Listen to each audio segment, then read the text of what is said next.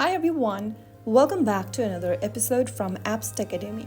Today in this video we will be learning how to download and install the popular Foodpanda application on your smartphone. Whether you are using Android or iOS, this video will guide you through the steps.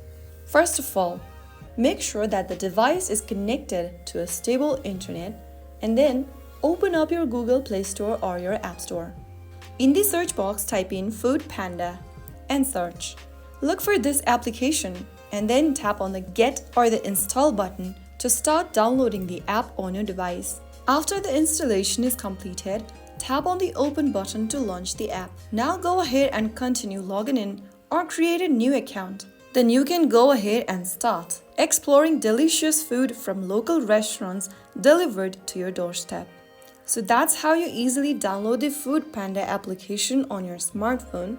If you found the video helpful, don't forget to like, share and subscribe to the channel. I'll see you in the next episode. Thank you for watching.